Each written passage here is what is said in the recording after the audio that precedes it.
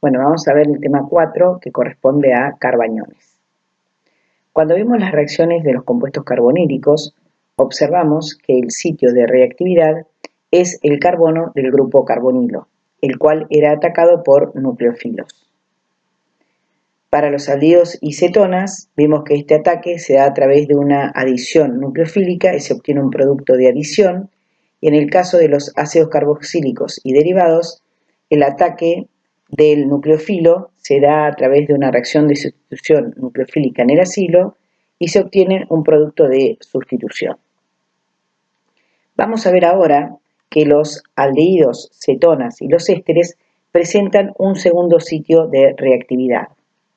Un hidrógeno unido a un carbono adyacente a un grupo carbonilo es débilmente ácido y puede ser abstraído por una base para formar un carbañón. Este carbañón se puede estabilizar por resonancia dando el ion enolato. El carbono adyacente a un grupo carbonilo se llama carbono alfa y el hidrógeno unido a un carbono alfa se llama entonces hidrógeno alfa.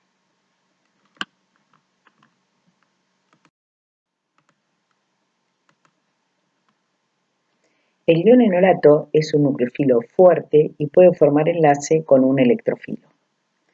Vamos a ver ahora dos nuevos tipos de reacciones donde el ion enolato participa como nucleófilo.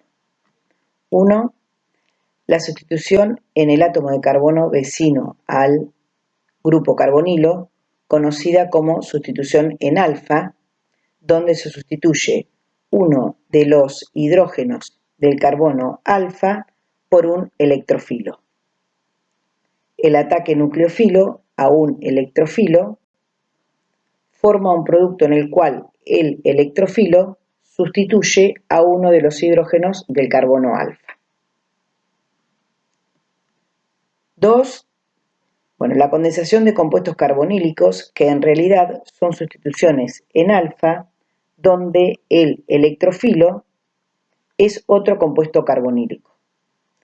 Si el electrofilo es un éster, entonces el éster experimenta una reacción de sustitución nucleofílica en el acilo, donde el ion enolato actúa como nucleófilo.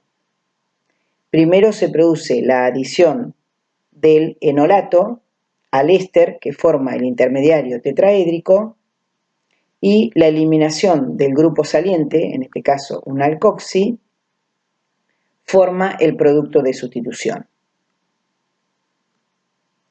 Las sustituciones en alfa y las condensaciones de los compuestos carbonílicos son algunos de los métodos más comunes para formar enlaces carbono-carbono, como podemos ver acá y en este ejemplo.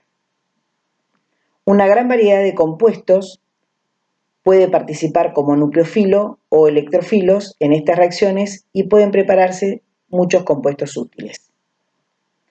Antes de ver este tipo de reacciones, vamos a analizar los pK-A de los distintos compuestos orgánicos que tienen hidrógenos en alfa.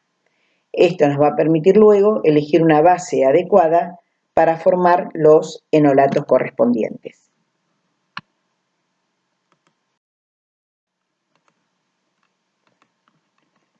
Acidez de hidrógenos alfa.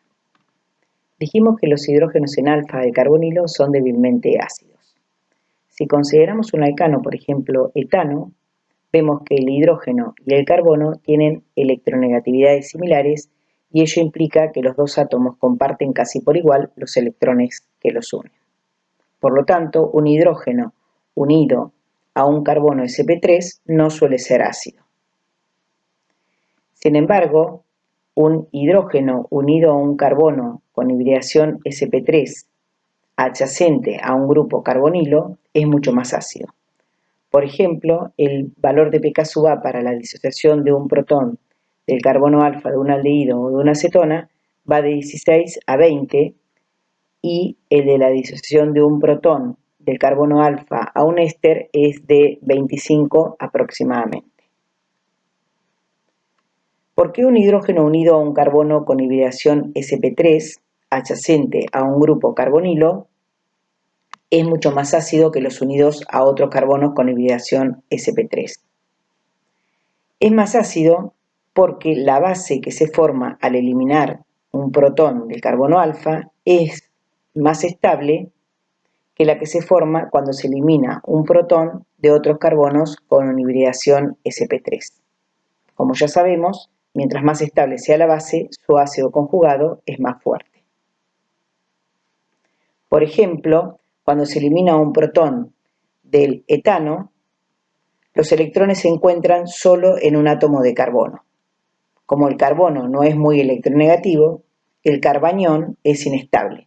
El resultado es que el pK de su ácido conjugado es muy alto, mayor a 60. En cambio, cuando se elimina un protón de un carbono adyacente a un grupo carbonilo, por ejemplo, el de un aldehído o una acetona, los electrones se encuentran deslocalizados y esa deslocalización se da sobre un átomo de oxígeno.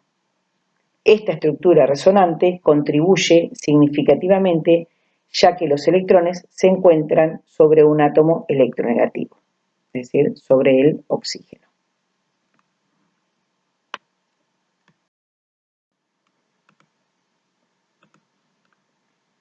Vamos a ver ahora por qué los aldehídos y las cetonas, que dijimos que tienen un pK sub A entre 16 y 20, son más ácidos que los ésteres, que tienen un pK sub A aproximadamente igual a 25. Los electrones que quedan cuando se elimina un protón del carbono alfa de un éster no están tan deslocalizados sobre el oxígeno del grupo carbonilo como lo estarían en un aldehído o una acetona. Esto se debe a que el oxígeno del grupo alcoxi en el éster también tiene un par de electrones no enlazados que se puede deslocalizar sobre el oxígeno carbonílico. Fíjense que la deslocalización de electrones correspondiente a las flechas verdes dan lugar a esta estructura resonante donde este oxígeno queda con una carga positiva, es decir, que esta estructura de resonancia no va a contribuir demasiado, y en el caso de la deslocalización del par de electrones correspondiente al carbono alfa, que corresponde a estas flechas rojas, generan esta estructura resonante. Entonces vemos que así, dos pares de electrones no compartidos, es decir, los del grupo alcoxi y el par de electrones correspondiente al carbono alfa, compiten por su deslocalización sobre el mismo oxígeno. Si el carbono alfa se encuentra entre dos grupos carbonilo, aumenta todavía más la acidez de un hidrógeno en alfa. Por ejemplo, el valor de pK sub A para la disociación de un protón del carbono alfa de la 2,4-pentanodiona, compuesto que presenta un carbono alfa entre dos grupos carbonilo de una acetona, es 8,9. Y el valor de pK sub A de la disociación de un protón del 3-oxobutirato de etilo, un compuesto que contiene un carbono alfa entre un grupo carbonilo de una acetona y un grupo carbonilo de un éster, es de 10,7. El 3-oxobutirato de etilo se clasifica como un beta-cetoéster porque el éster tiene un grupo carbonilo en beta, y la 2,4-pentanodiona se clasifica como una beta-dicetona. La acidez de los hidrógenos en alfa unido a un carbono que se encuentra unido a dos grupos carbonilo aumenta porque al eliminar el protón, los electrones se pueden deslocalizar, en este caso sobre dos grupos carbonilos,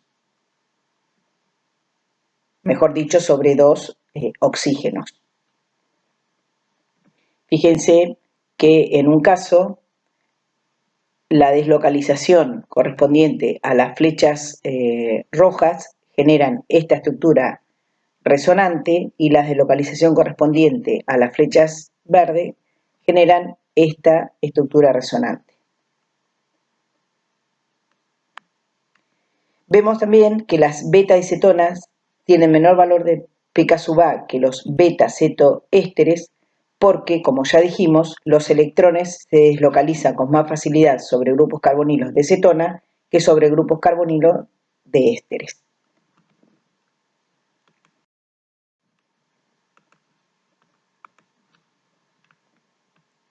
La elección de la base para formar el enonato es muy importante.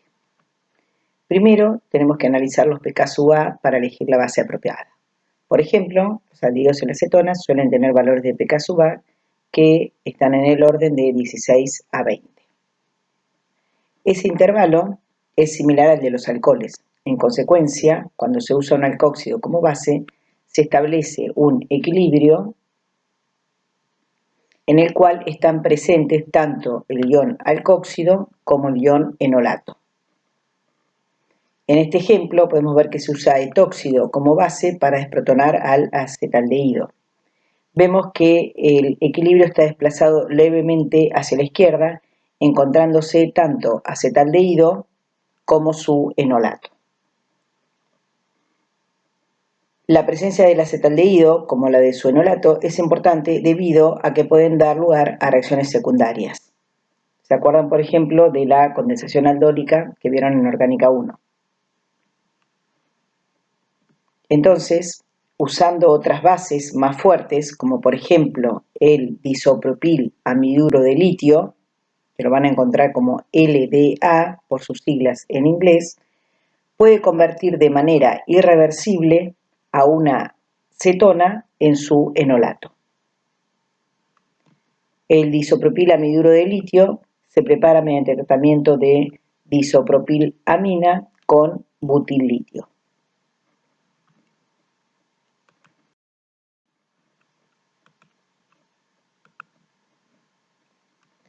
Por ejemplo, una beta-dicetona, un beta-cetoéster o un beta-diéster, vimos que tienen un pK que está entre 8 y 13. Debido a la relativamente alta acidez de estos compuestos, el LDA no es necesario para desprotonar de manera irreversible a estos compuestos. Tratándolos con hidróxido o con alcóxido es suficiente para asegurar la casi completa formación del enolato. Como resumen, vamos a ver que cuando tenemos un grupo carbonilo de un aldehído, una cetona o un éster, el uso de hidróxido de sodio o un alcóxido nos da el enolato más el aldehído, cetona o éster sin reaccionar, que como ya vimos pueden dar reacciones secundarias no deseadas. En estos casos es necesario usar una base más fuerte como hidruro de sodio o LDA para obtener de manera irreversible el enolato. Ahora, si el carbono alfa se encuentra entre dos grupos carbonilo, de una beta-dicetona, de un beta-cetoéster o de un beta-diéster, no es necesario el uso de LDA para desprotonar totalmente el compuesto. Con el uso de hidróxido o alcóxido se puede lograr la desprotonación de manera irreversible y obtener el enolato.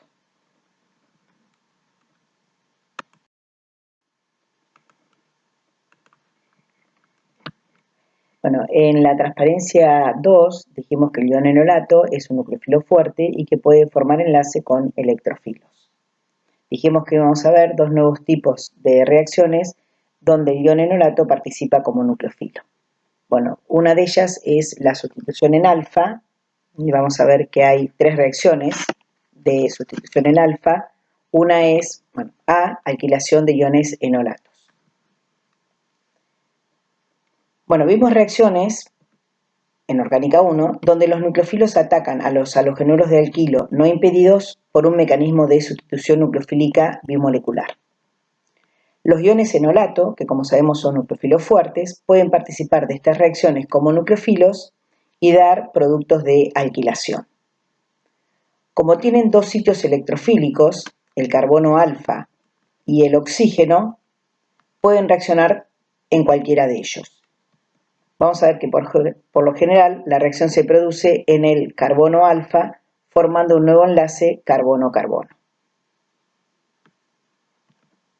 Bueno, primero tenemos que formar el ion enolato, que en el caso de una cetona usamos, como ya vimos, LDA, ya que convierte a una cetona enolizable en su enolato, que luego reacciona con un halogenuro de alquilo no impedido para dar un nuevo enlace carbono-carbono. No se puede usar como base un hidróxido o alcóxido porque provocaría reacciones secundarias con el halogenuro de alquilo. La alquilación con LDA da mejores rendimientos cuando hay solamente un hidrógeno alfa que se puede reemplazar por un grupo alquilo. Si hay dos tipos de hidrógeno alfa que pueden conducir a dos enolatos diferentes, como es en este caso, se pueden producir mezclas de productos alquilados en los distintos carbono alfa. Fíjense que en este caso, nosotros tenemos acá, en este carbono, tenemos un hidrógeno alfa, y en este carbono alfa tenemos dos hidrógenos alfa equivalentes que son distintos a este hidrógeno alfa. Por lo tanto, se van a formar dos enolatos diferentes que van a dar lugar a dos compuestos alquilados, es decir, que va a dar lugar a una mezcla de productos. En este caso, o para estos casos, la reacción no tiene mucho sentido. Bueno, acá tienen unos ejercicios donde ustedes tendrán que, en el primer paso, obviamente, formar el enolato y luego hacer la reacción de alquilación, ¿sí?, con los halogenuros de alquilo que tienen en 2, y ver si van a obtener solo un producto de alquilación o más de uno.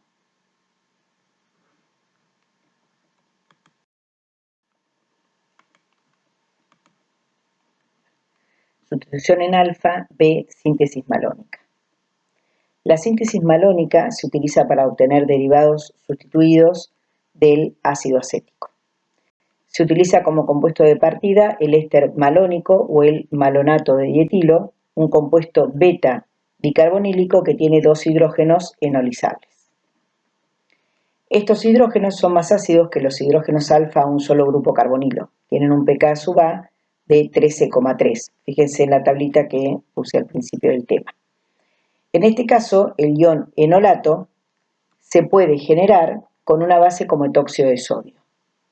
El ion enolato actúa como nucleófilo en una reacción de sustitución con un halogenuro de alquilo y se obtiene un derivado alquilado del éster malónico.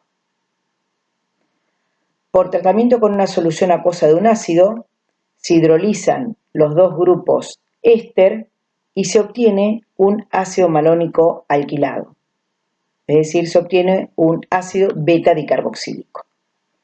Ustedes saben que cualquier ácido que tiene un grupo carbonilo o un grupo carboxilo en posición beta puede descarboxilar. A la temperatura de hidrólisis, el ácido alquil malónico se descarboxila para formar un derivado sustituido del ácido acético más dióxido de carbono. Es decir, que el ácido acético que se obtiene está sustituido con el grupo que se empleó para alquilar el éster malónico. Bueno, acá tienen la descarboxilación de beta diácidos, ¿sí?, que lo habíamos visto en el tema 1, y vamos a ver un ejemplo que, como dijimos, partimos del malonato de dietilo, formamos el enolato utilizando etóxido de sodio y se produce, digamos, el ataque del enolato al halogenuro de alquilo no impedido, en este caso, fíjense que es al bromuro de bencilo, para obtener el éster malónico alquilado, el cual por posterior hidrólisis en medio ácido y calor se hidroliza y en las condiciones de reacción descarboxila para dar el ácido carboxílico, en este caso el ácido acético, alquilado. Fíjense que el ácido acético se encuentra alquilado con el grupo R, ¿sí?, que se utilizó como halogenuro de alquilo.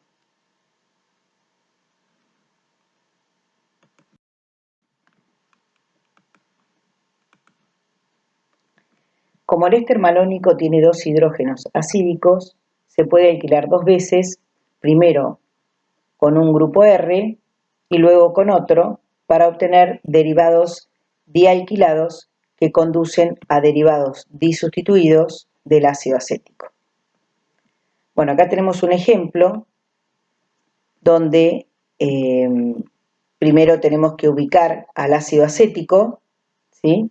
Y vemos que está disustituido con un grupo, que es el bromuro de bencilo, y con este grupo, que es el 1-bromo 2-ciclopentil-etano. Entonces, partiendo de malonato y etilo, nosotros primero lo tratamos con etóxido de sodio para obtener el enolato, que va a reaccionar, por ejemplo, primero con el bromuro de bencilo para dar el éster malónico alquilado, y luego lo vuelvo a tratar con etóxido de sodio, el cual va a desprotonar el segundo hidrógeno acídico, formando el enolato correspondiente, que va a reaccionar con el 1-bromo 2-ciclopentil-etano para dar el éster malónico dialquilado, el cual por posterior hidrólisis en medio ácido y calor se produce la hidrólisis de los dos grupos éster y la descarboxilación para dar el ácido acético disustituido correspondiente. Bueno, acá tienen unos ejercicios para practicar la síntesis malónica. Cualquier duda que tengan, inténtenlos hacer. Cualquier duda que tienen, me lo preguntan a través del foro.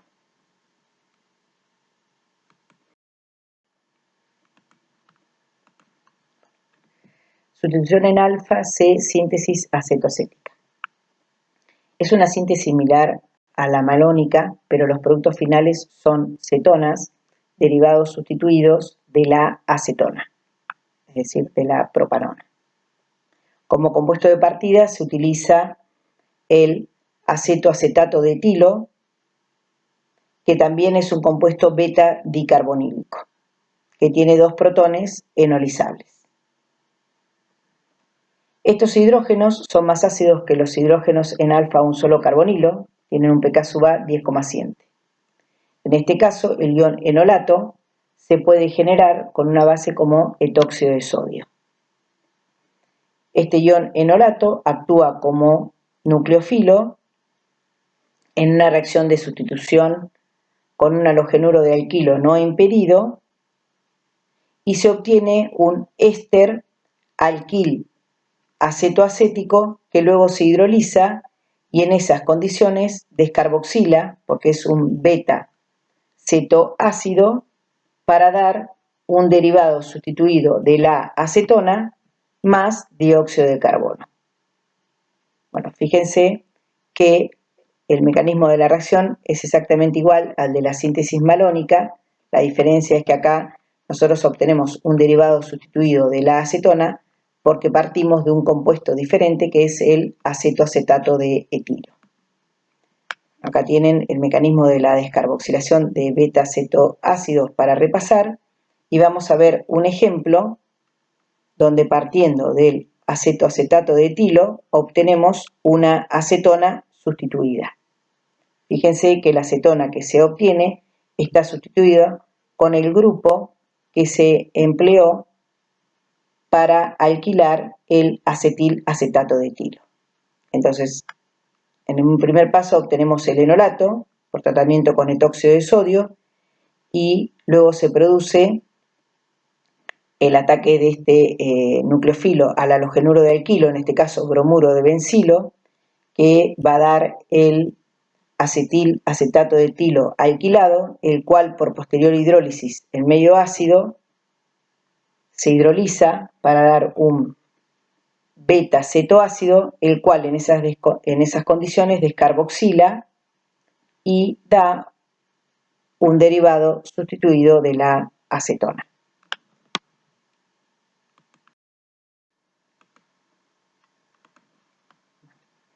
El acetilacetato de etilo, al igual que el éster malónico, tiene 2 hidrógenos acídicos, se puede alquilar 2 veces, primero con un grupo R y luego con otro, para obtener derivados dialquilados que conducen a derivados disustituidos de la propanona o de la acetona.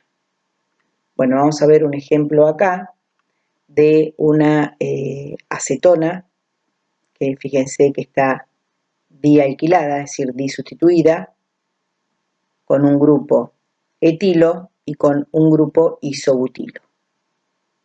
Por lo tanto, vamos a plantear la reacción partiendo del acetil acetato de etilo, que lo tratamos con etóxido de sodio para formar el enolato, que va a reaccionar con el ioduro de etilo para formar un éster acético alquilado, el cual luego lo volvemos a tratar con etóxido de sodio, que va a desprotonar al otro hidrógeno acídico, y el enolato correspondiente va a reaccionar luego con el ioduro de isobutilo para dar un éster acético dialquilado, el cual por posterior hidrólisis y calentamiento va a dar la acetona disustituida. Bueno, acá les dejo algunos ejercicios para que practiquen la síntesis acetilacética. El que halogénuro de alquilo utilizaría para obtener las siguientes cetonas vía una síntesis acetilacética. Y les dejo una pregunta que después me la pueden consultar en el foro, es ¿qué pasaría si uso como base un alcóxido diferente al alcóxido proveniente del éster de partida? ¿Obtendría los mismos productos? Fíjense que la misma pregunta se las hago para el caso de la síntesis malónica. En el caso de la síntesis malónica también, si uso como base un alcóxido diferente al alcóxido proveniente del diéster de partida, sería en el caso de la malónica, ¿obtendría los mismos productos? Bueno, miren bien el mecanismo de estas dos reacciones que son iguales y cualquier duda me preguntan luego en el foro.